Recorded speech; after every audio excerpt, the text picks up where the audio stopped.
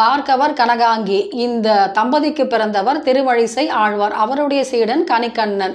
இவர்கள் காஞ்சிபுரத்திலே தங்கியிருந்த காலத்திலே ஒரு முதிய பெண்மணி என்ன பண்றாங்க, பெருமாளுக்கு வேண்டிய கைங்கரியங்களை செய்து வந்தார்களாம். இதனால மகிழ்ந்த திருமழிசை ஆழ்வார் அந்த முதிர்ந்த பெண்மணிக்கு என்றும் இளமையாக குமரியாக இருக்க கடவுது என்ற அருளை கொடுக்கிறார். இப்பொழுது பல்லவ மன்னன் இந்த பெண்ணை மணந்து கொள்கிறான்.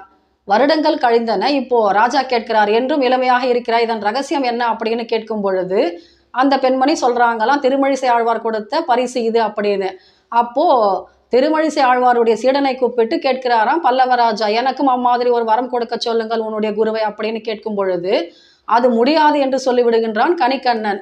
அப்ப என்ன சொல்றாரு ராஜா, அப்படின்னா நீங்க 2 பேருமே இந்த ஊரை விட்டு வெளியே போங்க அப்படின்னு ஆணையிட்டு விடுகிறானாம்.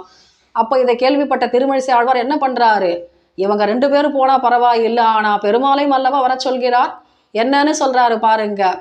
கணிகண்ணன் போகின்றான், காமரு பூங்கச்சி மணிவண்ணா நீ கிடக்க வேண்டாம், துணிவுடைய சென்னா புலவனும் போகின்றேன், நீயும் உன் பையனாக பாய் சுருட்டிக்கொள் அப்படின்னு சொல்றாராம்.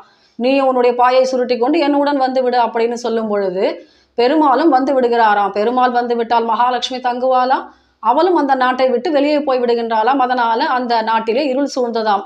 இதை கேள்விப்பட்ட பல்லவராஜா என்ன பண்றான், தன்னுடைய தவறை உணர்ந்து திருமழிசை ஆழ்வாருடைய காலிலே விழுந்து மன்னிப்பு கேட்பதற்காக வந்து கொண்டிருக்கின்றானாம்.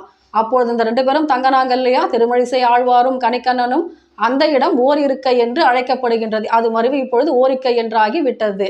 இப்போ பல்லவ மன்னன் காலில் விழுந்தவுடன் தன்னுடைய தவறுக்கு மன்னிப்பு கேட்டு இப்போ 2 பேரும் என்ன பண்றாங்க, திரும்பவும் காஞ்சிபுரத்துக்கே திரும்புகிறார்களாம். அப்பொழுது பாடுகிறாராம் திருமழிசை ஆழ்வார், கணிகண்ணன் போக்கொழிந்தான், காமரு பூங்கச்சி மணிவண்ணா நீ கிடக்க வேண்டாம், துணிவுடைய சென்னா புலவனும் போக்கொழிந்தே, நீயும் உன் பையனாக பாய் விரித்துக்கொள் அப்படின்னு சொல்லும் பொழுது பெருமாள் என்ன பண்றாரு, சொன்ன வண்ணம் செய்து விட்டார் அல்லவா, அவரும் கிளம்பி விட்டார்.